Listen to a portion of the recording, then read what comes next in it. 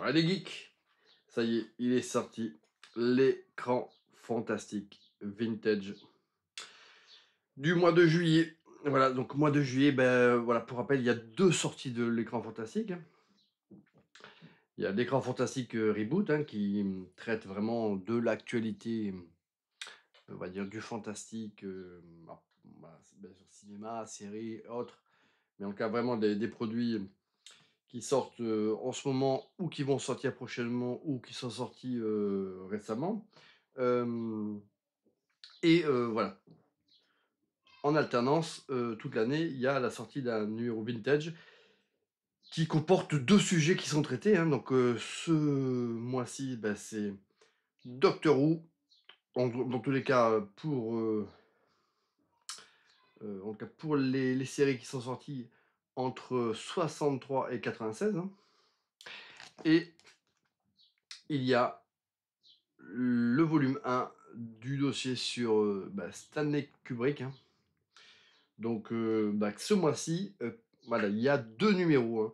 D'habitude, c'est vrai qu'ils sont en alternance, hein, mais c'est vrai que souvent pour l'été, euh, voilà, c'est des grands fantastiques.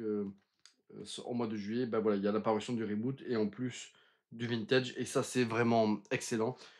Donc, voilà, encore une fois, là, j'ai pas mal de magazines à lire là, cet été en vacances, donc ça va être plutôt génial.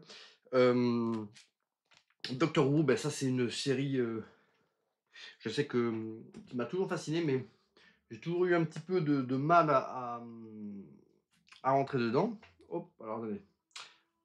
Hop, j'ai été hacké, les amis. Voilà, c'est une série, j'ai toujours eu un petit peu du mal à rentrer dedans. J'avais l'impression qu'il s'était passé tellement de choses.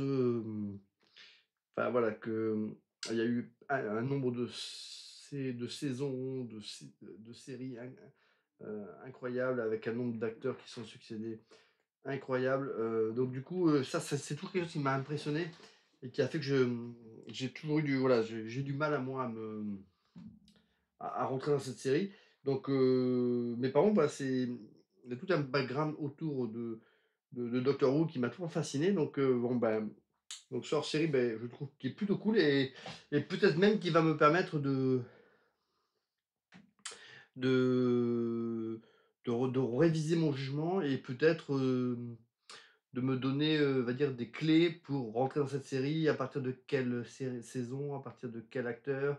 Est-ce qu'il y a vraiment, voilà, est-ce qu'on est obligé de se taper toutes les saisons pour avoir une bonne vision, pour bien tout comprendre. Enfin voilà, j'entends, voilà, de ce hors-série un petit peu qui le vulgarise, qui synthétise, voilà, qui me permettent d'avoir peut-être une bonne, voilà, une porte d'entrée à cet univers qui en tout cas, qui m'intéresse. Euh, j'ai Jérémy, là, mon beau-frère, là, qui est un fan de Doctor Who.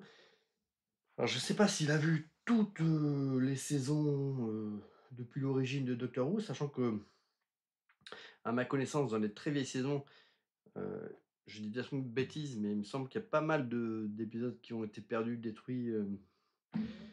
Voilà. Mais en tout cas, lui, c'est un fan invétéré, c'est quelque chose voilà, vraiment qui surkiffe.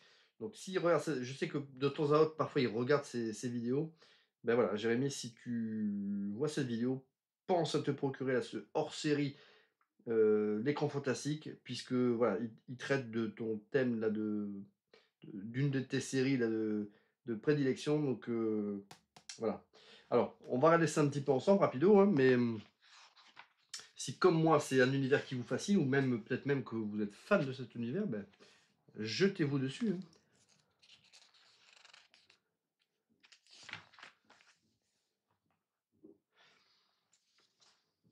Il y a même eu des films sur les Daleks et autres. Mais c'est pareil, hein, je suis toujours resté plus ou moins à l'écart, de peur d'être un petit peu perdu par l'immensité là, de cette série, hein. Donc, comme toujours avec l'écran fantastique, c'est un travail de colossal, hein. C'est des numéros qui pourraient vraiment être édités en livre rigide, hein. Ça ferait des magnifiques livres de bibliothèque, hein.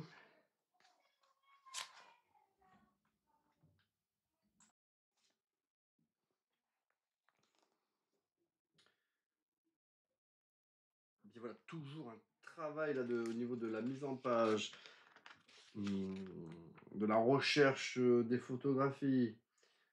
Franchement, je sais pas comment ils arrivent à boucler tous ces numéros finalement en si peu de temps. Franchement, le travail là, de l'écran fantastique, là, c'est juste énorme, quoi. Si vous êtes fan de cinéma, à la limite, voilà, si vous n'êtes pas trop fan de tout ce qui est presse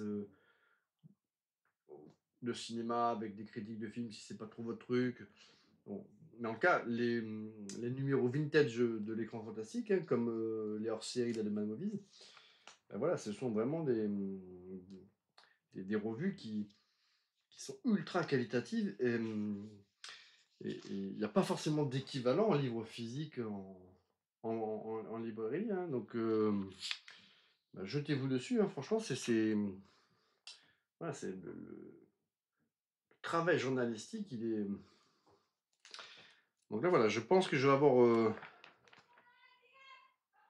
pas mal de.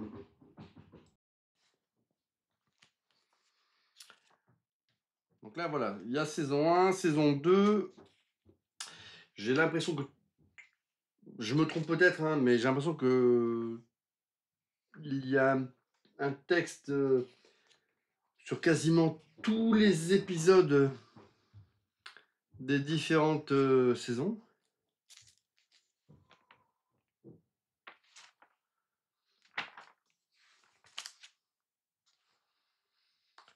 Donc à chaque fois, il y a la présentation là, de chaque docteur, hein, parce que, encore une fois, Doctor Who, ben, c'est une série, mais à chaque fois, ouais, il y aura eu plusieurs Doctor Who. Hein. Je crois que l'une des dernières incarnations de Doctor Who, je crois que c'était une femme, hein, si je ne m'abuse.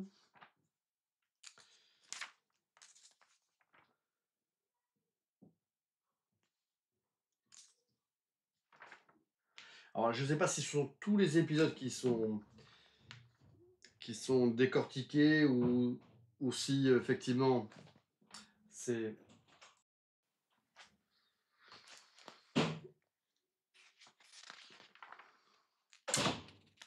Donc là, c'est le 3e docteur. Hein.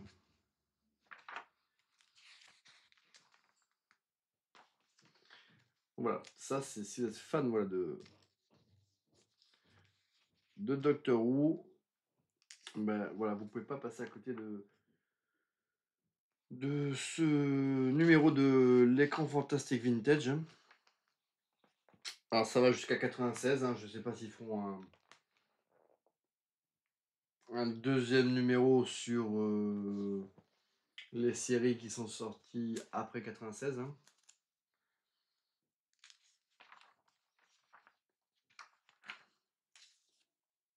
Alors bien sûr, j'ai quand même regardé quand même un certain nombre d'épisodes hein, de Doctor Who. Il faut pas être réfractaire au style très british. Après, pareil, au niveau des effets spéciaux, des costumes, il y a un aspect un peu kitsch qui est complètement assumé dans la série. Hein. Mais en tout cas, de ce que j'ai vu, du peu que j'ai vu, c'était quand même assez brillant quand même au niveau des scénarios, au niveau de l'histoire. Avec une bonne touche d'humour. Hein. Donc voilà, là c'est le 4e docteur. Hein. Alors je sais pas exactement combien il y en a eu, hein, mais je pourrais vous répondre après avoir sans doute parcouru là, ce magazine. Donc là, bah déjà, rien que pour ce premier sujet, on en est à plus de 60 pages. Hein.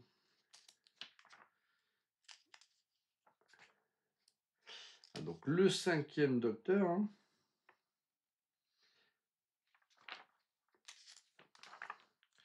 Voilà, encore une fois, je ne sais pas si ce sont tous les épisodes qui sont décortiqués ou les plus mémorables. Hein. Le 6e docteur.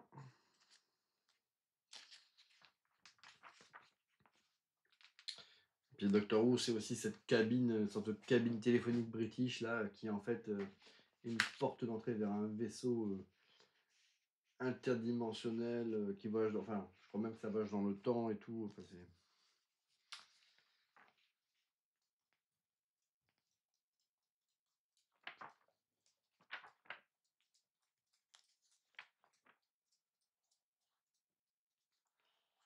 donc moi j'avais vu voilà, quelques épisodes voilà, du reboot on va dire, de cette série, hein. Euh, ouais, avec ouais, cet acteur-là, hein. Je sais plus comment il s'appelle là, mais ça c'est ça que j'avais vu, moi. C'est cette série-là, hein. Enfin, j'avais vu quelques épisodes.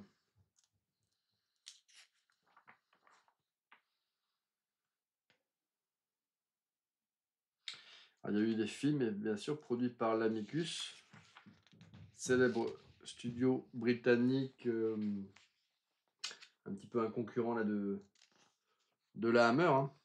Euh, c'est pareil, hein, je crois que c'est l'écran fantastique hein, qui. Je crois que c'est dans un des vintage où on revient, bah, pareil, il y a un dossier sur tous les films produits par l'Amicus et il y en a eu, et il y en a eu des pas trop mal, hein. En tout cas, c'était d'une qualité quand même assez similaire à celle de la Hammer, hein, donc il pouvait y avoir de très bons produits ou bon, après des films un peu nanardesques, hein, mais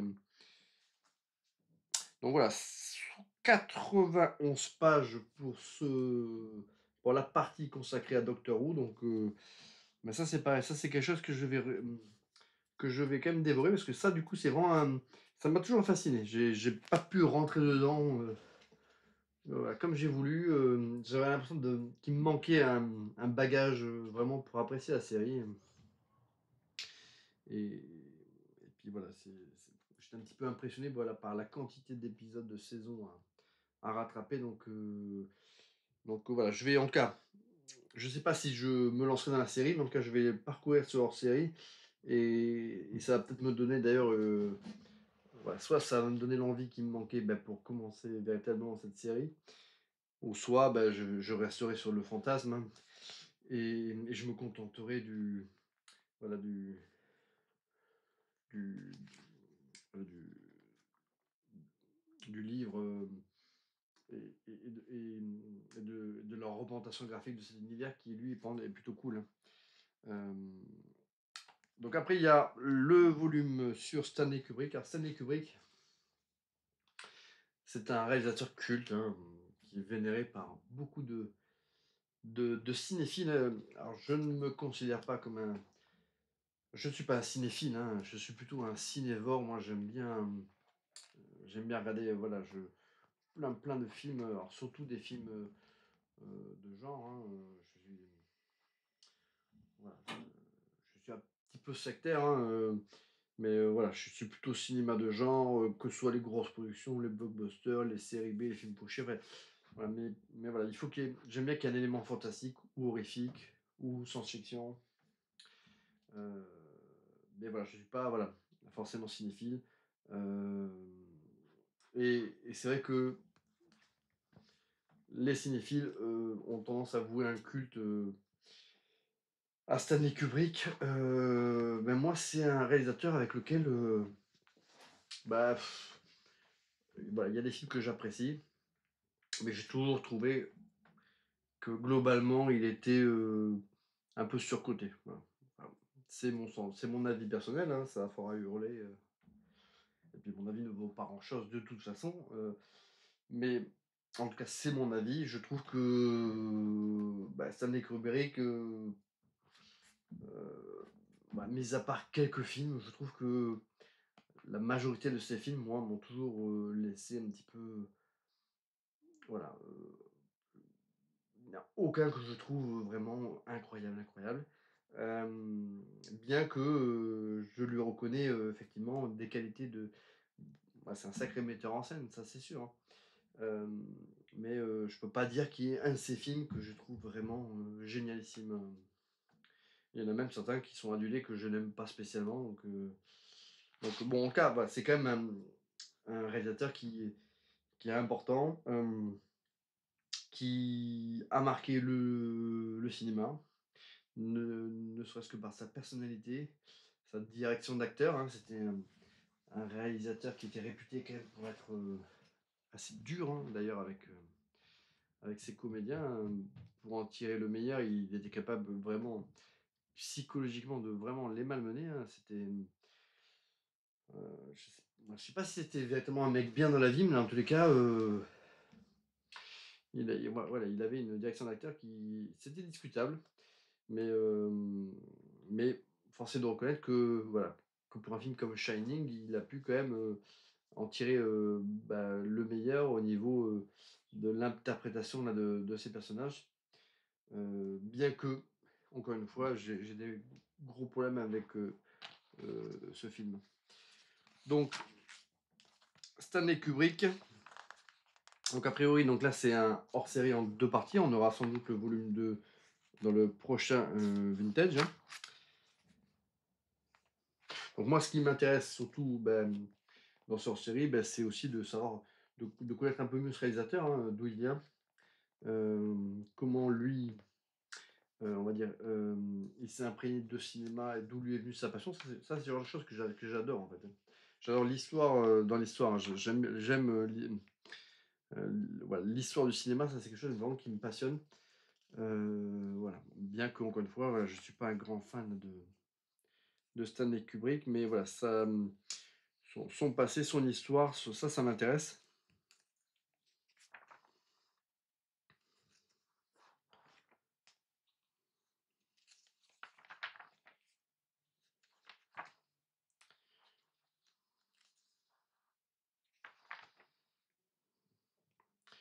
Ouais, Sentier de la gloire, hein. Ça, c'est pareil, c'est un film que j'avais pas trouvé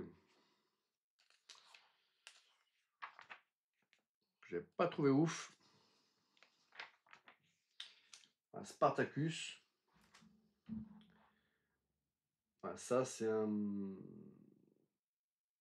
film que j'aimais quand, quand j'étais plus jeune, hein, parce c'est vraiment un film qui était quand même grandiose, hein. Mais du coup, je trouve que le film, a un petit peu mal vieilli, mais surtout on le doit, à son interprète principal, hein, Kirk Douglas, qui, bah, qui dans ce film, comme dans pas mal d'autres, hein, voilà, en faisait toujours un petit peu trop. Voilà, c'était un film qui est un petit peu à la gloire d'ailleurs de Kirk Douglas, qui soigne, son- comme il faut son ego, il cabotine à mort. Mais bon, ça reste Spartacus malgré tout voilà, un énorme film quand même. C'était une énorme production, pour l'époque. C'est un film, ouais, qui avait une sacrée ampleur cinématographique. Après, voilà, les musiques, tout ça, c'est des choses qui ont pas mal vieilli dans ces péplums, hein. Ces musiques assourdissantes, qui couvrent l'action. Voilà, c'est vraiment ce qui est dommage, voilà, dans tous ces péplums, des années 50-60, c'est cette musique assourdissante là. Voilà, c'est presque, voilà, si ces films-là étaient, on va dire, réarrangés au niveau de la bande originale, moi je serais preneur parce que souvent, c'est vraiment, assourdissant et voilà, et dans Spartacus, c'est pareil, on a trop, voilà, trop d'envolées, musicales et je trouve que voilà, ça gâche mon plaisir de cinéma.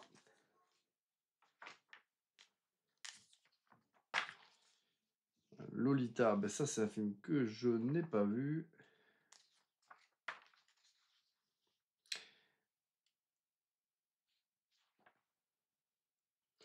Docteur Folamour, ça c'est pareil. Ouais, ça c'est pas. Alors, ce sont des films qui sont intéressants à décortiquer, hein. Ce sont des objets, filmiques qui sont très intéressants à décortiquer par rapport à tous les thèmes, les idées qu'ils développent, les messages, en premier niveau lecture, en second niveau. Enfin, ce sont des films, voilà, qui peuvent décortiquer une école de cinéma, sur les qualités de la mise en scène, sur plein de choses, hein. Mais en termes de films, de sensations, de plaisir, moi je trouve que voilà, Docteur Folamour, moi c'est un film qui me saoule, il me saoule. Je vais pas me faire d'amis sur cette vidéo, mais bon, de toute façon il va pas y avoir non plus de 10 000 personnes qui vont regarder cette vidéo. Et puis, voilà, chacun a son avis, mais moi je sais que je suis assez, voilà, il y a pas mal de films de Stanley Kubrick qui vraiment ouais, même si je leur reconnais voilà, pas mal de qualités, hein, et d'angles de lecture différentes, je les trouve chiants en fait. J'ai un moustique là qui veut me serrer, mais je le vois là, il tourne autour de l'écran, là, il veut venir me becter. Alors 2001 l'Odyssée de l'espace, ça c'est un film. Alors là, on est vraiment dans pour moi, c'est du Kubrick tout craché. C'est qu'on a un film qui est incroyable, au niveau de la direction artistique, au niveau de la mise en scène, au niveau des effets spéciaux. Tout le monde parle de Star Wars comme le film vraiment qui a révolutionné euh, les effets spéciaux, notamment pour les films de SF, des films spatiaux et autres. Mais, mais non, c'est 2001 l'Odyssée de l'espace qui est sorti quasiment 10 ans avant, hein, qui lui est vraiment une dinguerie visuellement. Il était ouf. Et d'ailleurs, c'est impressionnant de se dire que ce film-là, enfin, de voir les autres films qui sont sortis la même année que 2001 de l'Odyssée de l'espace, on se dit, mais c'est pas possible qu'il y ait un tel gap.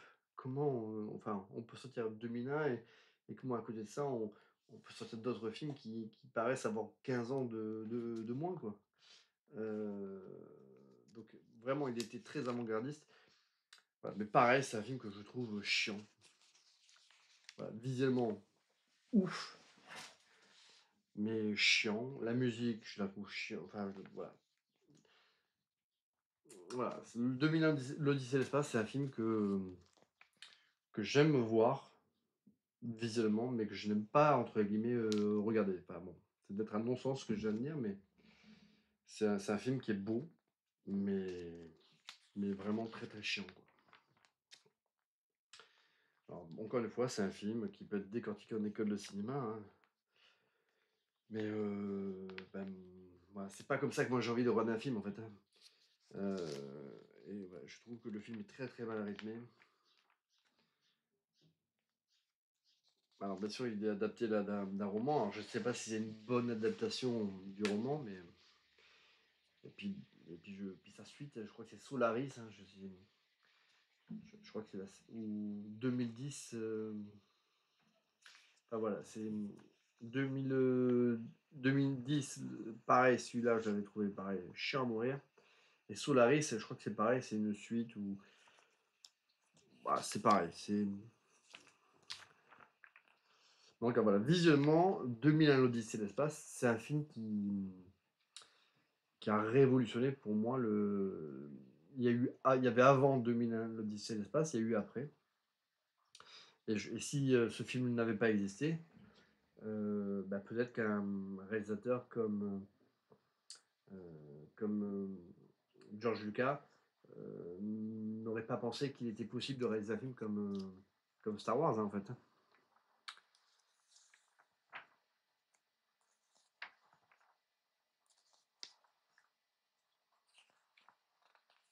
Donc après, voilà, c'est un film qui est très très intelligent, sur lequel il y a eu énormément de papier dessus. Je veux dire, c'est un film qui se prête à beaucoup de discussions, d'interprétations. Mais voilà, en termes de film en lui-même, moi, je le trouve chiant, mais chiant à mourir.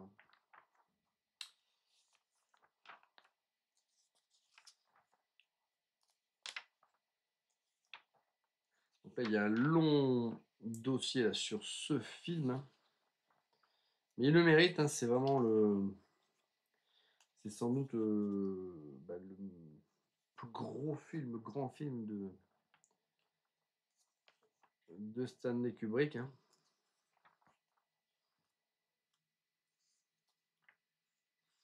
Donc bien sûr, hein, des films comme, Rencontre du troisième type ou Interstellar, hein, ce sont des films qui sur certaines thématiques abordées, voilà, rendent hommage, s'inspirent de 2001, hein, ça c'est sûr, hein, et pour moi s'inspirent, mais surtout font mieux. Pour moi, Rencontre du troisième type et Interstellar sont pour moi de meilleurs films que 2001.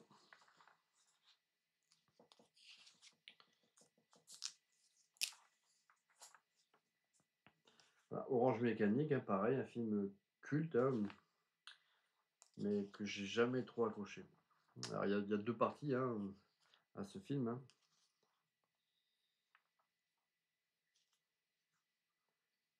Donc je comprends, ce que l'on peut lui trouver, hein, mais je trouve qu'en définitive le film il est vain et pareil, hein, pas très, enfin voilà. Et puis je trouve qu'il a pas forcément bien vieilli non plus, du coup.